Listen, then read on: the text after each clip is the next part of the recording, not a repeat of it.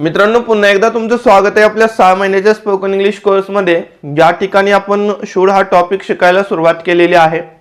म्हणजे दिवसभरामध्ये आपण जे वाक्य बोलतो त्याच्यामधील असे वाक्य की ज्यांच्या शेवटी करायला पाहिजे किंवा करायला हवं असा उच्चार येतो, किंवा मित्रांनो असे वाक्य की ज्यांचा वापर आपण सल्ला देण्यासाठी करतो, दुसऱ्याला सल्ला देण्यासाठी करतो. तर अशा वाक्यांना इंग्लिशमध्ये कसं बोलायचं किंवा ट्रान्सलेट करायचं हे आज आपण शिकणार आहोत.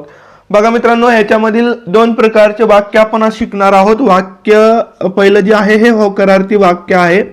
होकारार्थी वाक्य ज्याला आपण इंग्लिशमध्ये अफर्मेटिव्ह सेंटेन्स म्हणतो. होकारार्थी वाक्य हे वाक्य ट्रान्सलेट करत असताना मित्रांनो सुरुवातीला तुम्ही सब्जेक्ट लिहायचं. काय लिहायचं? सब्जेक्ट. त्याच्यानंतर शूड.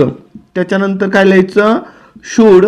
बघा, कॅनच्या टॉपिकमध्ये आपण कॅन लिहित होतो, आता फक्त शूड चेंज झालंय. ठीक आहे, तर असंच आहे. फक्त हेल्पिंग वर्ब असतील, मॉडल वर्ब्स असतील, हे चेंज होत जाणार. बाकीचा फॉर्म्युला आहे असाच राहणार. त्याच्यानंतर क्रियापदाचं पहिलं रूप, त्याच्यानंतर ऑब्जेक्ट आणि त्याच्यानंतर रिमाइनिंग सेंटेन्स. ठीक आहे, आपण आणि शेवटी फुल स्टॉप. सब्जेक्ट तुम्हाला माहिती आहे, क्रियापद तुम्हाला माहिती आहे, ऑब्जेक्ट तुम्हाला माहिती आहे, रिमाइनिंग सेंटेन्स तुम्हाला माहिती आहे. ठीक आहे, तर बघा हे झालं होकारार्थी वाक्य. आणि दुसरं वाक्य जे आपण शिकणार आहोत ते आहे प्रश्नार्थी वाक्य. तर आधी होकारार्थी वाक्य घेऊया याच्यावरती, बघा या टॉपिक वरती. तर वाक्य आहे बघा मित्रांनो, राधाने जोरात जोरात पळायला हवं. राधाने जोरात पळायला हवं. ठीक आहे, राधाला सल्ला देत आहे किंवा राधाबद्दल एखाद्याला सल्ला देत आहे की राधाने असं असं काम करायला हवं. त्यावेळेस आपण काय वापरणार? सुरुवातीला सब्जेक्ट राधा. ठीक आहे, राधा. बघा या ठिकाणी ने आले म्हणून तुम्ही राधाने असं नाही लिहायचं, फक्त राधा सब्जेक्ट म्हणून लिहायचं. त्याच्यानंतर शूड, राधा शूड. त्याच्यानंतर क्रियापद पळणे म्हणजे काय?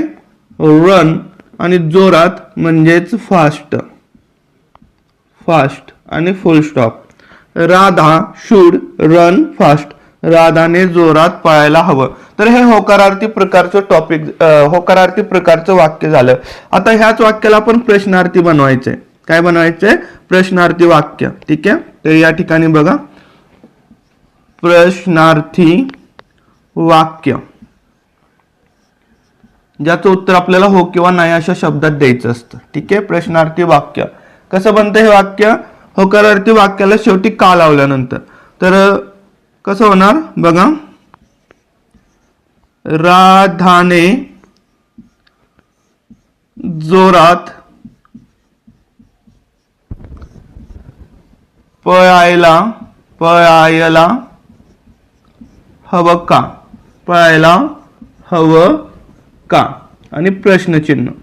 आता हे वाक्य ट्रान्सलेट करत असताना फक्त हे जे मॉडल वर्ब आहे शूड, याला सुरुवातीला लिहायचं. काय करायचं? शूडला सुरुवातीला लिहायचं. त्याच्यानंतर सब्जेक्ट, क्रियापदाचं पहिलं रूप, ऑब्जेक्ट आणि रिमाइनिंग सेंटेन्स लिहून प्रश्नचिन्ह. ठीक आहे, तर बघा या ठिकाणी फॉर्म्युला लिहून देतो मी. शूड, त्याच्यानंतर सब्जेक्ट, त्याच्यानंतर क्रियापदाचं पहिलं रूप, त्याच्यानंतर ऑब्जेक्ट, त्याच्यानंतर रिमाइनिंग सेंटेन्स लिहून प्रश्नचिन्ह.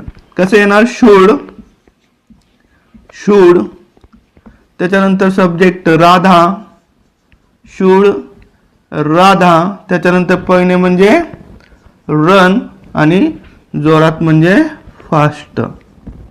सुरुवातीला शूड लिहिलं, त्याच्यानंतर राधा लिहिलं, सब्जेक्ट म्हणून क्रियापद लिहिलं, पळणे म्हणजे रन आणि फास्ट म्हणजे जोरात म्हणजे फास्ट आणि प्रश्नचिन्ह. तर अशा प्रकारे मित्रांनो हे वाक्य तुम्ही ट्रान्सलेट करू शकता. आणखीन एक वाक्य घेऊया ज्याला आपण होकारार्थी आणि प्रश्नार्थी दोन्ही प्रकारे ट्रान्सलेट करून पाहूया.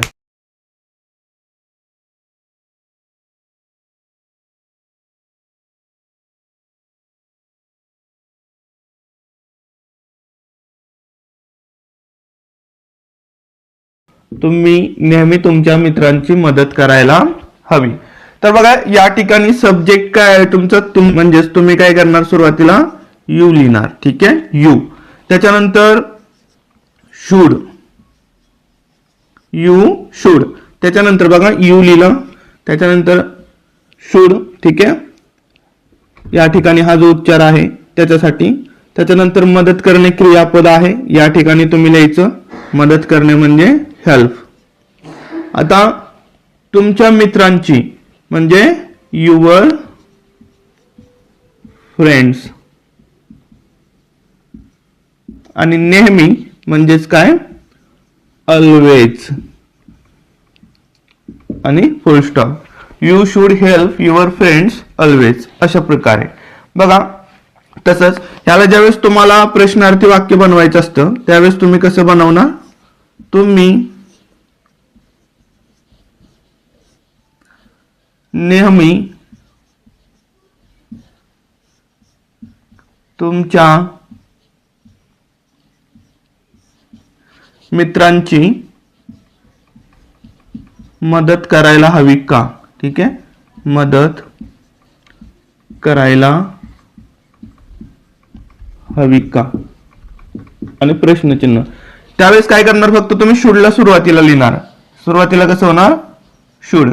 हा, त्याच्यानंतर यू आणि हे वाक्य आहे असं लिहायचं. ठीक आहे, should you help your friends always आणि प्रश्नचिन्ह. ठीक आहे, तर अशा प्रकारे तुम्ही ट्रान्सलेट करू शकता. तर हे तुम्हाला समजलं की शुड या टॉपिक मधले होकारार्थी प्रकारचे वाक्य कसे ट्रान्सलेट करायचे आणि प्रश्नार्थी प्रकारचे वाक्य कसे ट्रान्सलेट करायचे. ठीक आहे, तर या ठिकाणी सरावासाठी काही उदाहरणं तुमच्या समोर दिलेली आहेत.